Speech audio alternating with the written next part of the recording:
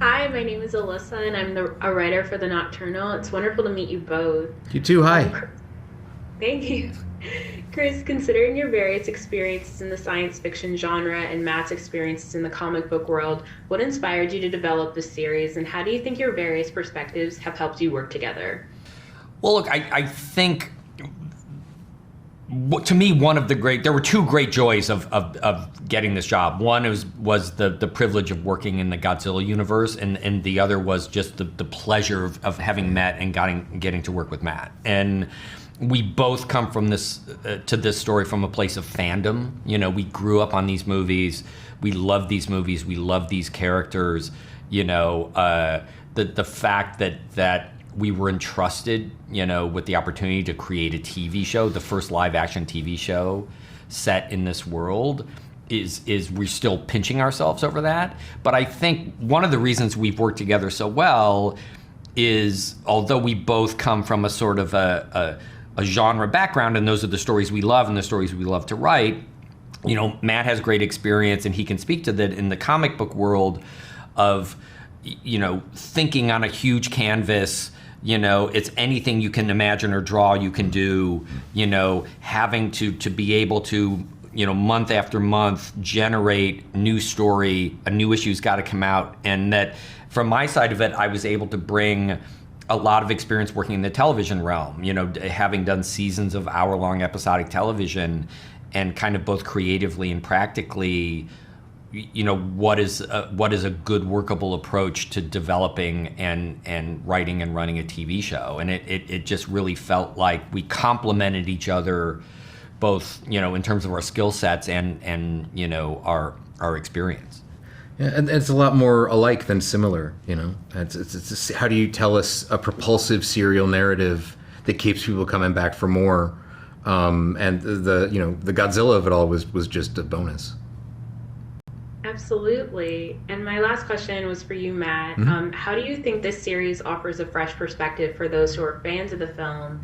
And how do you think that the diversified leading cast appeals to a larger audience? Well, I think those are great questions. I think that for fans of the film and for people who haven't seen the films, if you're a fan of the film, we are going to grow the world that you know and love. We are going to fill it in with texture and color and flavor that the movies can't or don't, because they have a different kind of set of concerns. For people who are brand new, our characters are new to this as well, right? And so as they are learning who Monarch is and what the reality of living in a world where Godzilla is real is, our audience is learning as well, right? So it'll reward longtime viewers and the kind of the world building and the ability to explore what the Monsterverse means over 10 hours. And for new folks, you are right where our leads are.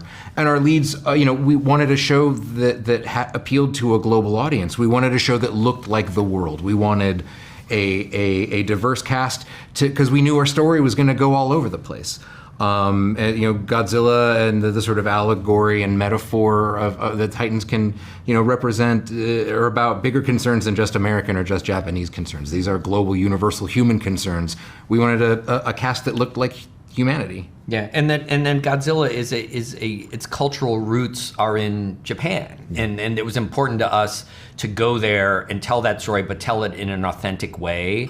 And Matt and I were very aware of the fact that that's not our experience, and so it was really important to bring in, not just our cast, our wonderful cast, but also writers who could speak to that, who could tell stories that Matt and I couldn't necessarily tell. Yeah. Amazing. Thank you so much, guys, for your time today. Thank you very much. Oh, thank you. Hi, Sean. Hey. My name is Alyssa, and I'm a writer for The Nocturnal. It's so great to meet you. Great to meet you. Thank you. You have a resume that consists of action-packed thrillers and superhero films. Specifically from your work on Godzilla, what visual aspects of this film did you take as inspiration? And were there any creative choices that you made in order to make this series different for those who are well-versed in the visuals of the film? Yeah, so working on Godzilla 2014 as an artist, I really got to see inside how, what are the challenges of making Godzilla feel big, making his movements feel real, and all of that kind of stuff. And so taking that forward, that was obviously a huge inspiration for us.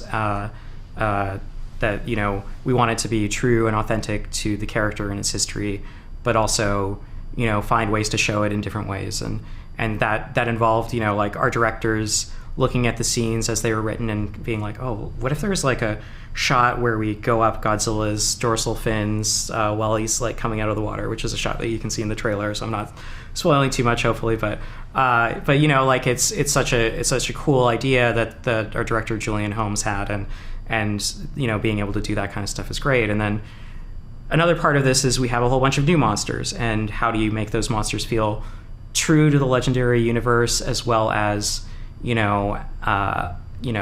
unique within that and the Toho Monsterverse. And it's like a crazy it's a crazy challenging thing to do to make this stuff feel unique and interesting. And a lot of what we do is draw from the natural world and embellish that in some way, the freaky weird creatures that live at the bottom of the ocean, or like finding a way to integrate the natural terrain into the design of the monsters.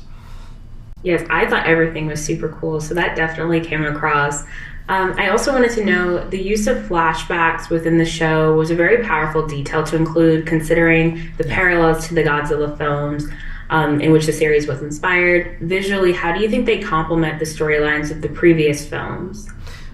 Good question. Yeah, there's one of the things that our director of photography, Jess Hall, did when we were color timing the show is he gave a unique look to the stuff that takes place in the 50s. So it's called a lookup table. It's just a broad colorization. And he wanted to draw inspiration from the look of old Kodak film stock, Kodachrome. So we did that, added a little bit of extra film grain, a little bit of extra grit on the image. And then, beyond that, it's the way that the production design interacts with that stuff and costuming, right? Like, you don't just want everything in the world to look like it's straight from the exact time that it's there. There should be older things in there too, mixed in to make it feel more authentic and real. So it's an important detail for sure. Absolutely. Thank you so much for your time today, Sean. Thank you so much.